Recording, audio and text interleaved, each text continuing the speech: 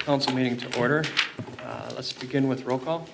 Councilmember LaRoche. Here. Councilmember Parsons. Here. Mayor Adams. Here. Councilmember Budashevsky. Here. Councilmember Dahl. Here. Councilmember Deschler. Here. And Councilmember Kolb. Here. We have a quorum. All right, let's rise for the Pledge of Allegiance. I pledge allegiance to the flag of the United States of America and to the republic for which it stands, one nation, under God, indivisible, with liberty and justice for all.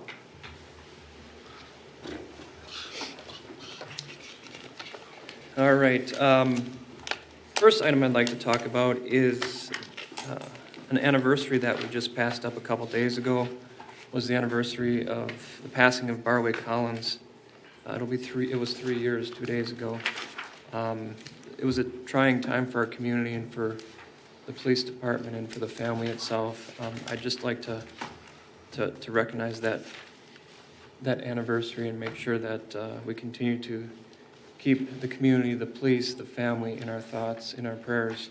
So at this moment, I'd like to pause for a moment of silence.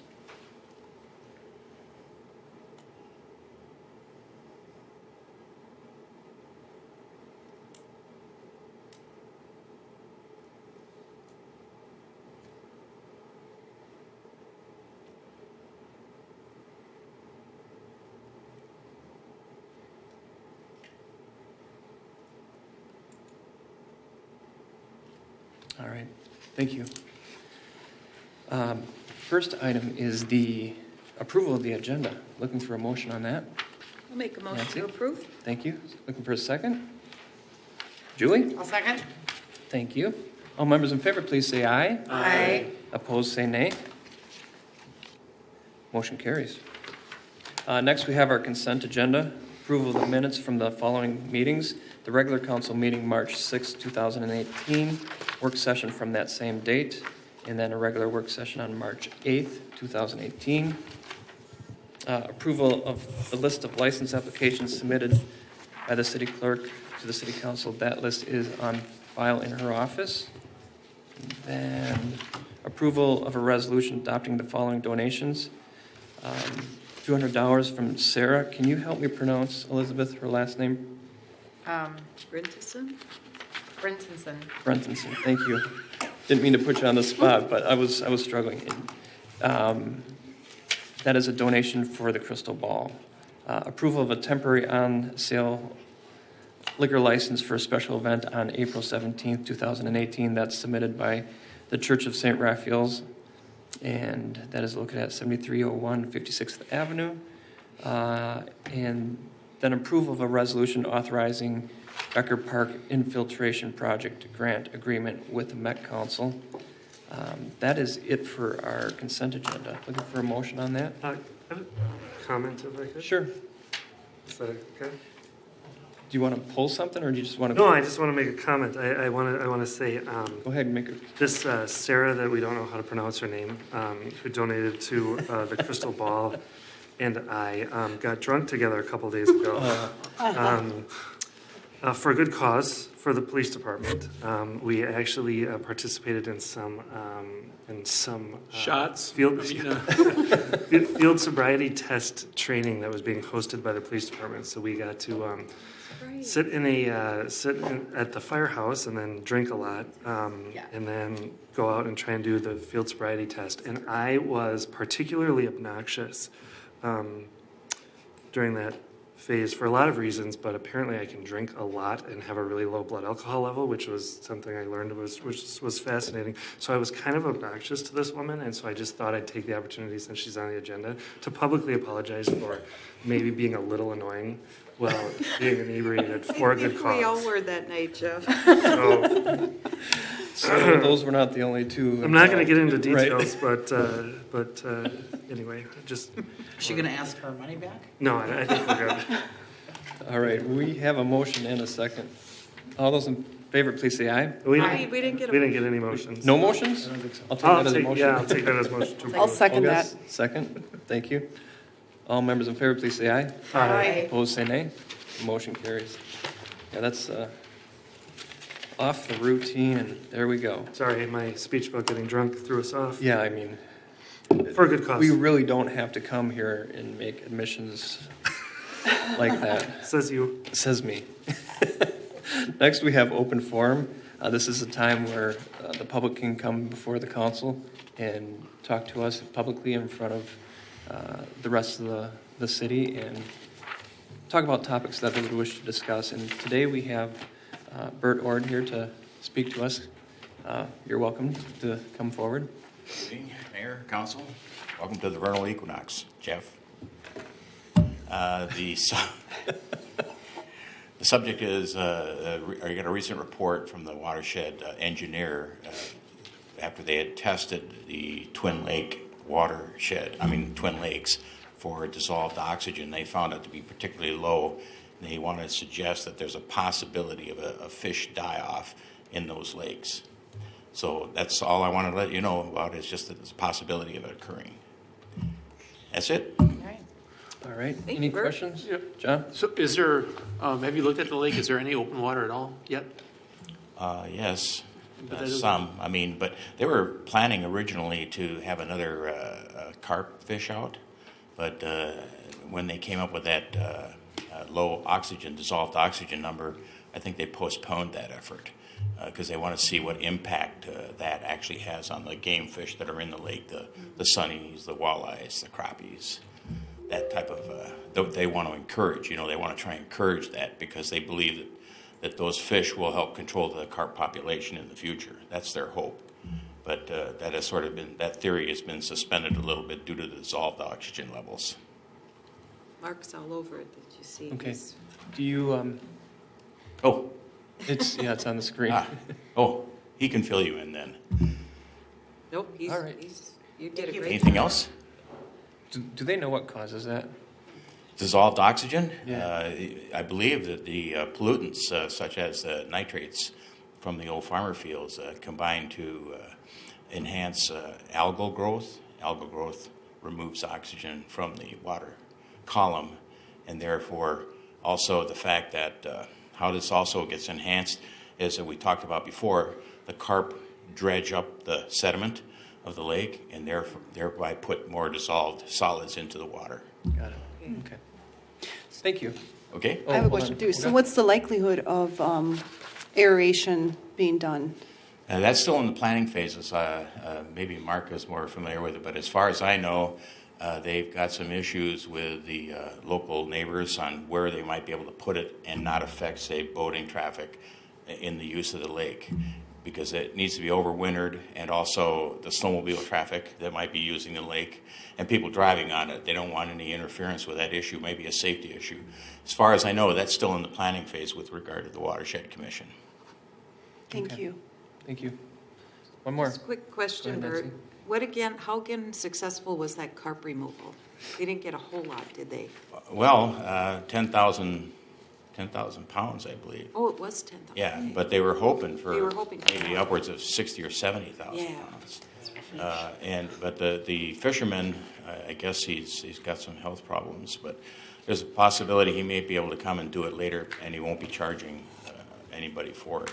He'll just be able to sell the fish. Thank you, Bert. All right. Thank you, Bert. Okay, hope that information is useful to you and your constituents. I hope Thank so you. too. Thank you. Thank you. All right. Anybody else wishing to speak at open forum? Seeing no staff approach, I'm going to close open forum. Regular agenda, the first item is the approval of disbursements of $25,000 or greater. I will read those into the record at this time. First item is Golden Valley Joint Water Commission for January 2018 water cost and 2017 capital improvement fund for $415,982. Health Partners, Inc. for March 2018 health insurance premiums for $99,249. The IRS for federal and FICA withholding taxes for pay date 2/23/18, $56,019. League of Minnesota Cities for the liability insurance premium for 2018 is $206,894. Also, the 218 workman's comp insurance premium for $222,196. And then para employee and city required contributions for paid 8/3/9/2018 for $54,001. Total disbursements $25,000 or greater. Total to $1,054,342.59. Are there any questions pertaining to any of these items on this list from the council? Seeing none, I would look for a motion to pass these. John? So moved. Elizabeth, second. Thank you. All members in favor, please say aye. Aye. Opposed, say nay. Motion carries. Next item is our financial director, Jean McGann, to address the council over our purchasing policy. Welcome, Jean. Thank you. Good evening. Over the past several months, we've been taking a look at the purchasing policy that exists within the city and really looking at the guidelines that we should be having and moving forward to have consistency throughout the different levels of staff throughout the city, and also to prepare for the implementation of electronic workflow. The electronic workflow project is underway, and we hope to go live here, around the end of April, first part of May.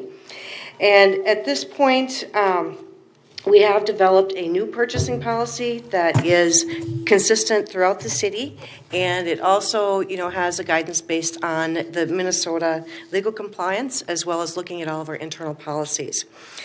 And so we would like to ask, as we have reviewed this particular purchasing policy at a study session, for the council to approve this new policy and put that into effect right away. All right. Are there any questions for Jean from the council? Julie? When I was reading through it today, I noticed that there was a comment that, engineering companies are exempt from the purchasing, same with attorneys. Why is it that engineering firms would be exempt? Because those are pretty high-cost ticket items as part of a big, project. Right, that is very true, and those are considered professional services, and under the Minnesota legal compliance, that is exempt. So, Mark, if you're going to do another big street project, for instance, and we want maybe 2 or 3 different engineering companies to do the feasibility study, do you still put that up for bid, or you just say, no, I like XYZ engineering company, that's who we're going to go with? Or? Yeah, I could do either. That's a challenge. So the better one example would be a project we don't do a lot of, where we don't have a good working relationship with a certain firm. Okay. Then we would go out for RFPs to get potential different professional consultants in there. All right. Any other questions? All right. Looking for a motion on this item, or anyone interested? Nancy? I'll make a motion to approve. All right. John? Second. All right. All members in favor, please say aye. Aye. Opposed, say nay. Motion carries. So Jean hasn't moved because she's next on the agenda again. So why don't you go right into the next item? All right, thank you. Over the last several months, we've also been taking a look at how all of the fund structure works within the city, and looking at the long-term strategic planning and how we want to position the city for success in the future. In addition to that, we, at the end of every year, we also take a look at different funds that can be closed due to the debt associated with that particular fund being paid off, or the need to consolidate different funds to look towards the future in a better way. So tonight we have several resolutions in front of you, and I will walk through each of them and explain why we are proposing to either close the fund, consolidate the fund, or eliminate a fund by the creation of other funds. So as we move to close funds, the first one we are proposing to close would be the 2005B Aquatic Bond Fund. Now, the debt associated with this particular fund has been paid off, and so the recommendation would be to transfer the remaining dollars of $216,810 to a new fund called the Park Improvement Fund. Previously, park improvements were funded through the Permanent Improvement Revolving Fund, or the PIR fund. So as we walk through all of these different fund closings, transfers, and consolidations this evening, we will be also proposing to redisperse the funds that are within the PIR fund. The second fund that we're proposing to close would be the 2009B and 2010 A and B bond fund. Now, the debt associated with this bond fund is also paid off, and so we're proposing to close $740,000, $318 to the Street Improvement Fund. Now, the Street Improvement Fund is also a new fund, as we're proposing to consolidate the Street Maintenance Fund with the Street Construction Fund. With all the various phases of street construction being complete at this point, moving forward, we thought it was best to consolidate the maintenance and the construction fund into one fund for better control and for better planning purposes. In addition to that, we do want to establish several internal service funds. Now, internal service funds will allow us to work towards paying for things as we need them, as opposed to, let's say that we have a lot of capital equipment that is needed. Rather than doing a capital equipment bond or something of that nature, it's like a savings account where we are forecasting what it is, including inflation, that's necessary in future years, and then paying for it over a number of years into this fund so there's dollars available to pay for it at the time it's needed. In order to establish these internal service funds, this is where we'll be redistributing the dollars within the Permanent Improvement Revolving Fund. Now, we are requesting to establish a information technology, or IT fund, to fund, of course, that's pretty obvious, fund the future technology needs of the city. The City Building Fund, which, of course, will take care of all the different city buildings, repairs, maintenance, whatever the case may be. Also to have a fleet or central garage fund, which will take care of police cars, it'll take care of snow plows, things of dump trucks, things of that nature. And then, so those would be the three internal service funds. And the distribution of the net assets from the PIR fund would be $415,000 to the Information Technology Fund, almost $2.5 million to the City Building Fund, $3 million to the Central Garage Fund, and then the other component of that distribution would be to the Park Improvement Fund, which goes in alignment with the Park Master Fund or Master Plan. So we would propose shortly over $2.2 million going to the Park Improvement Fund. Now, if you consolidate, I mentioned earlier that we had a debt service fund that was going to be closed into the Park Improvement Fund. If you consolidate the dollars being transferred from that debt service fund with the dollars being redistributed from the PIR fund, the Park Improvement Fund will have close to $2.5 million there. In addition to that, we have the Street Improvement Fund, which has a consolidation of two funds, plus the debt service dollars that were transferred from the fund that we're closing. So we have almost $7.8 million there. I know that was a lot, but I have two more. We have some programmatic transfers that we also are requesting to make. One would be a transfer of $2,766.16 from the general fund to the City Initiatives Fund to cover the expenses for the DARE program that were not paid for through donations. And the second transfer is just $420 from the general fund to the City Initiatives Fund to cover the costs of security for the Crystal Ball. And at this point, I'd entertain any questions, and then we do have several resolutions that we would ask that you consider. All right, thank you for that. Questions on this? Still reading.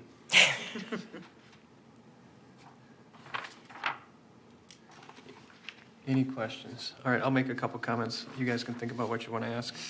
I think this is kind of a culmination of a lot of things we've been trying to accomplish over the last, 4 years, 3 years, in terms of the direction we're going with financing in I think Jeff has made a strong argument for making some of these changes so that we can really target our planning. I make a comment oftentimes that we're replacing debt with long-term planning.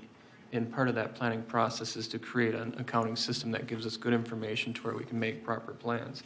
And this is a piece of that. And Gene's been working for the last couple of years really trying to make this a reality, and it's been a lot of work. So first off, thank you for that.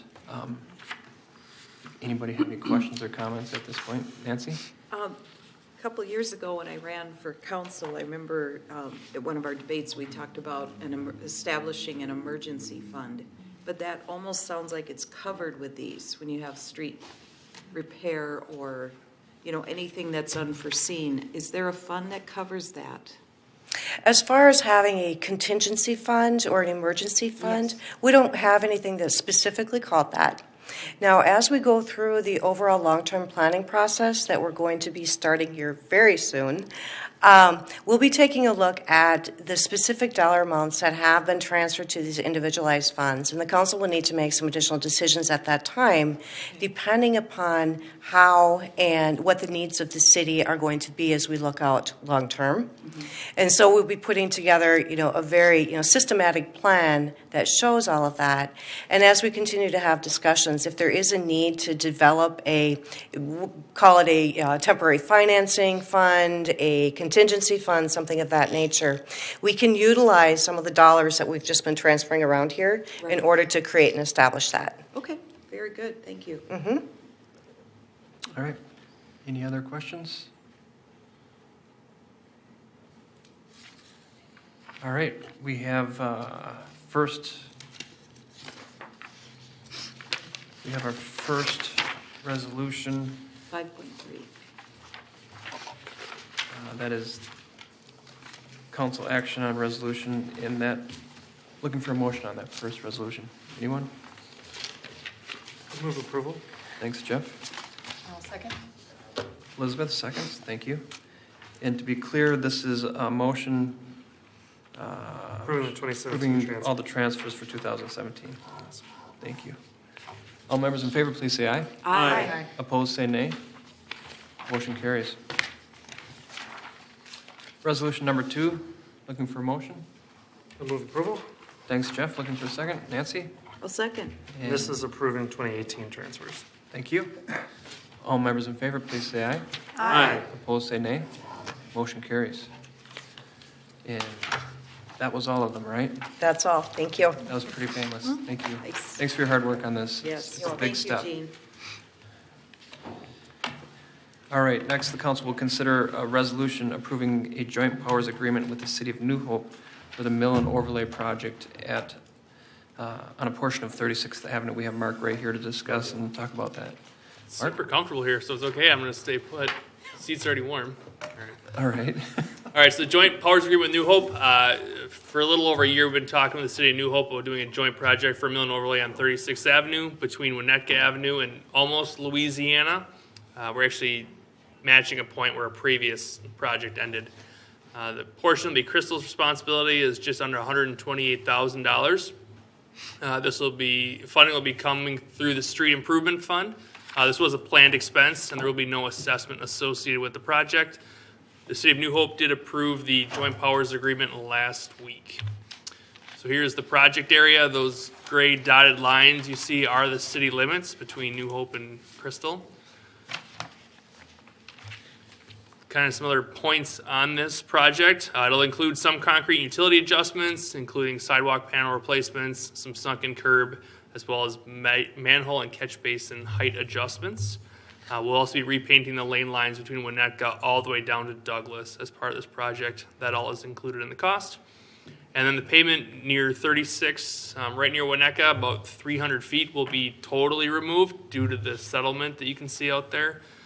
So we're expecting that portion of road to be closed for up to 3 days while this work occurs. We have been talking to the Super America throughout the process, and they're on board with it. So just kind of heads up that will be coming. We don't have a schedule at this point in time, but just be aware of it. With that, the council is being asked for a motion to approve the resolution authorizing the joint powers agreement with the City of New Hope. All right, go ahead, Julie.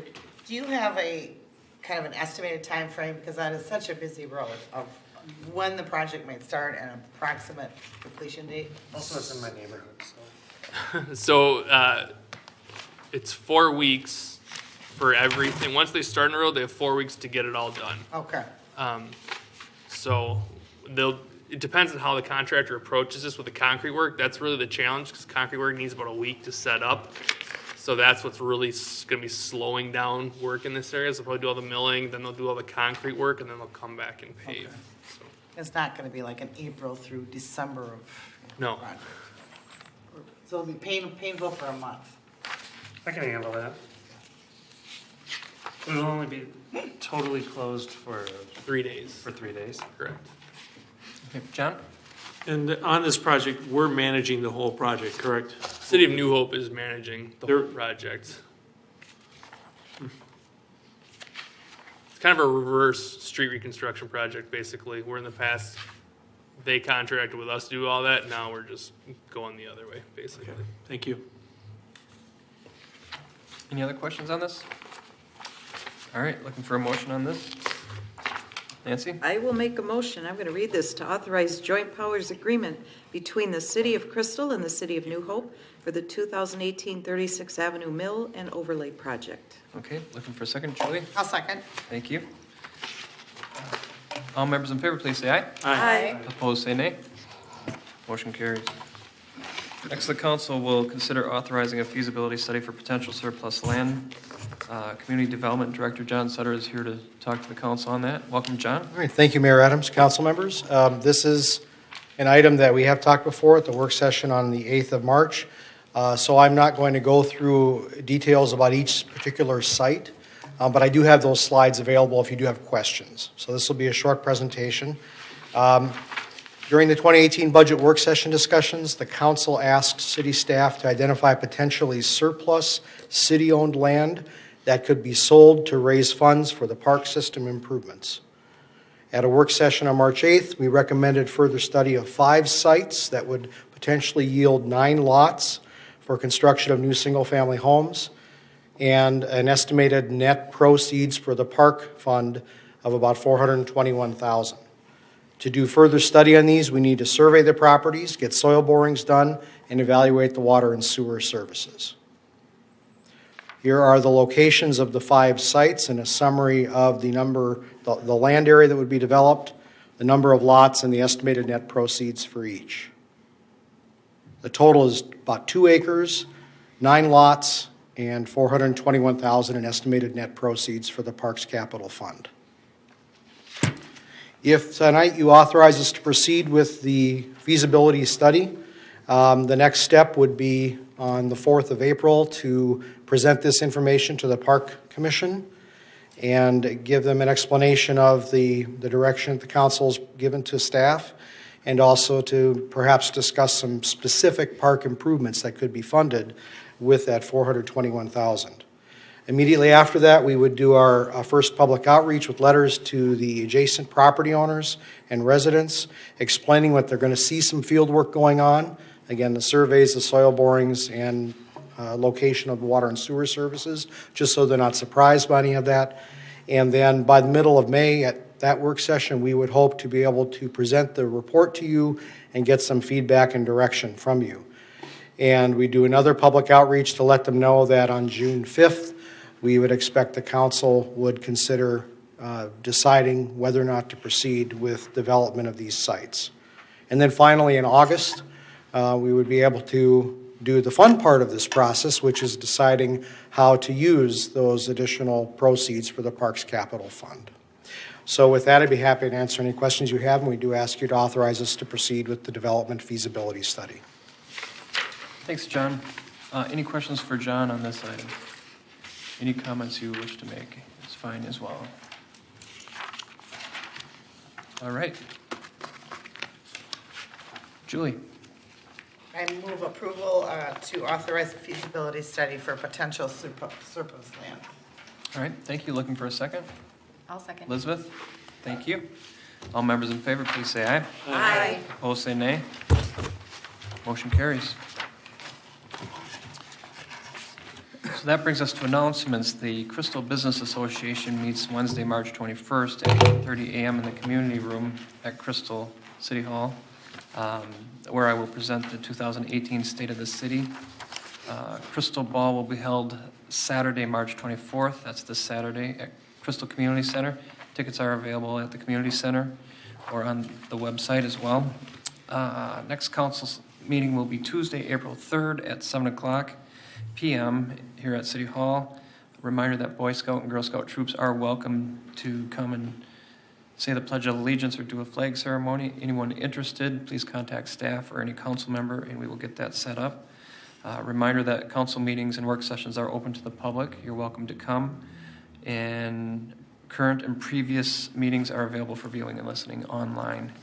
An additional reminder, spring cleaning time.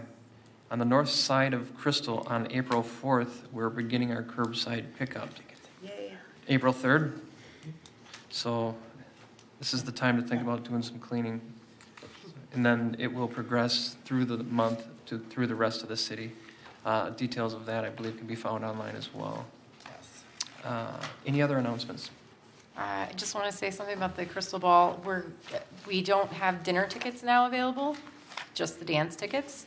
$15 a person or $25 for a couple. If you come the night of, come at about 7:30. That's when the dance will start. You can purchase the tickets at the door. All right, thank you for that. Any other announcements? Just wanted to recognize if Deputy Chief Leslin could come forward and talk about what you accomplished on Sunday. Oh, what I accomplished. And Julie, with Julie. It wasn't me.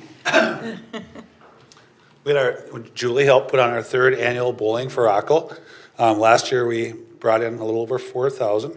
Yep. This year we were blown away. We received a little over $1,100. 11,000. What's, excuse me? 11,000. I said 1,100. Sorry.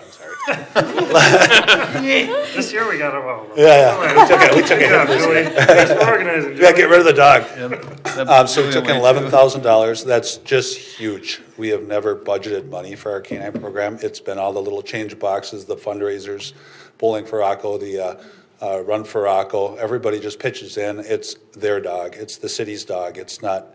Maple Grove is starting a canine program right now, and I asked, well, how are you going to fund this program?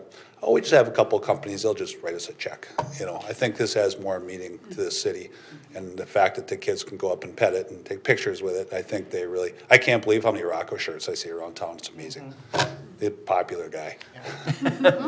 Thanks again, Julie. No, And thank you to the VFW and Alliance. Yeah. All right. Thank you. Thank you for that. Thanks. Excellent. All right. Anything else? All right. Nancy? Motion to adjourn? All right, looking for a second? Anybody? Julie? Second. All members in favor, please say aye. Aye. Opposed? We are adjourned. Have a great week. We'll see you in 2 weeks.